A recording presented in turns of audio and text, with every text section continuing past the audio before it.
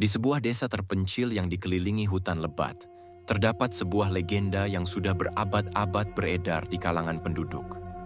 Konon, di tengah malam, sosok sundel bolong akan muncul, menggoda jiwa-jiwa yang tersesat. Sundel bolong di desa ini dikenal sebagai makhluk halus yang dapat menampakkan diri dalam wujud yang sangat menawan, namun memiliki niat jahat. Cerita ini bermula dari seorang pemuda bernama Dika. Ia adalah seorang pelajar yang baru saja menyelesaikan studinya di kota dan kembali ke desanya untuk menghabiskan liburan. Dika adalah sosok yang skeptis. Ia tidak pernah percaya pada hal-hal gaib dan lebih memilih logika ketimbang mitos. Namun, saat mendengar cerita tentang sundel bolong dari teman-temannya, rasa ingin tahunya mulai tumbuh. Suatu malam, Dika berkumpul dengan teman-temannya di warung kopi. Mereka berbincang tentang berbagai hal, hingga akhirnya topik mengenai sundel bolong muncul. Itu semua hanya cerita bohong. Kalian pasti hanya menghayal saja, kata Dika sambil tertawa. Kalau ada, pasti aku sudah melihatnya. Katanya meremehkan. Teman-temannya menatapnya dengan serius. Jangan sekali-sekali meremehkan sundel bolong, Dik.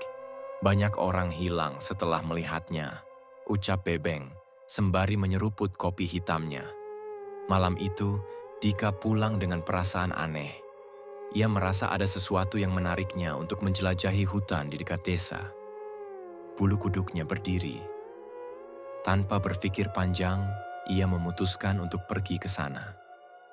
Dengan lampu senter di tangan dan rasa percaya diri yang tinggi, ia melangkah masuk ke dalam kegelapan hutan. Setelah berjalan beberapa waktu, Dika tiba di tengah hutan yang dipenuhi cahaya bulan.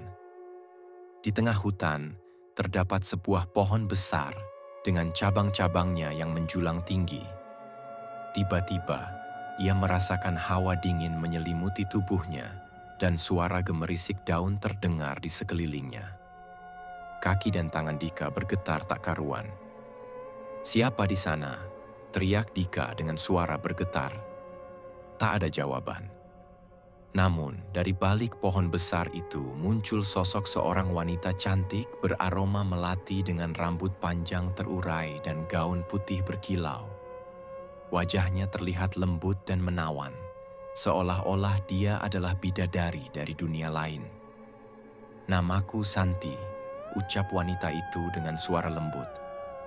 "Aku melihatmu datang ke sini dan ingin berkenalan." Dika terpesona oleh kecantikan Santi dan merasa hatinya berdegup kencang. Aku Dika," jawabnya gemetaran. Santi mendekat dan menawarkan senyuman manis yang membuat jantung Dika berdebar lebih cepat. "Mengapa kau datang ke hutan ini sendirian?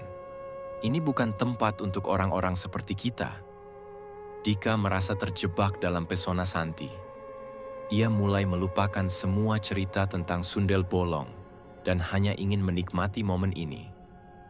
Mereka berbincang-bincang seolah-olah sudah saling mengenal satu sama lain. Namun seiring berjalannya waktu, suasana mulai berubah. Suara hutan menjadi semakin mencekam, dan Santi mulai menunjukkan sisi lain dari dirinya. Matanya berubah tajam dan senyumnya semakin lebar. Aroma melati pun berubah menjadi bau bangkai. Dika merasakan ketakutan merayap dalam dirinya ketika Santi berkata, "Kau tahu, banyak orang datang ke sini seperti dirimu. Mereka semua ingin melihatku." Suaranya kini terdengar lebih dalam dan menggoda. Ia pun memperlihatkan bagian punggungnya yang bolong dan berlumuran darah. Mata Dika terbelalak. Dika teringat akan peringatan teman-temannya tentang sundel bolong.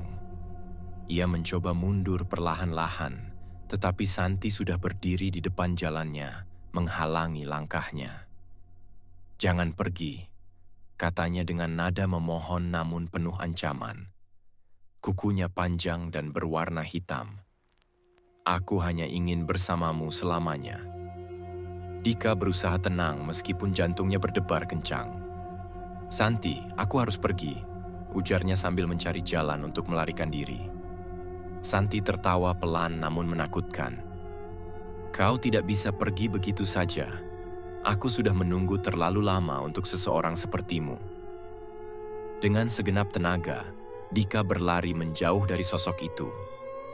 Ia mendengar tawa Santi semakin jauh di belakangnya, tetapi rasa takut membuatnya terus berlari tanpa henti, hingga ia menemukan jalan keluar dari hutan.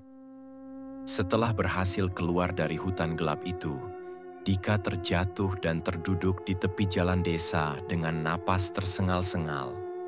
Ia merasa lega, tetapi juga bingung akan apa yang baru saja terjadi. Ia kesulitan menemukan arah pulang karena senter yang dibawanya tiba-tiba mati dan rusak. Keesokan harinya, Dika menceritakan pengalamannya kepada teman-temannya di warung kopi. Mereka terkejut dan memperingatkan bahwa banyak orang yang pernah melihat sundel bolong tidak pernah kembali lagi ke desa. Dika kembali meremehkan. Apa yang sudah aku bilang, itu cuma khayalan kalian saja. Mukanya acuh tak acuh. Hari-hari berlalu dan Dika mencoba melupakan pengalaman mengerikannya malam itu. Ia merasa ada sesuatu yang tidak beres dalam hidupnya. Setiap kali malam tiba, ia selalu terbangun dengan mimpi buruk tentang Santi. Suatu malam saat ia terbangun dari tidur yang gelisah, jendela kamarnya diketuk dengan sangat keras. Dadanya sesak dan nafasnya tak karuan. Ia melihat bayangan sosok wanita berdiri di dekat jendela kamarnya. Jantungnya berdegup kencang saat ia menyadari bahwa itu adalah Santi.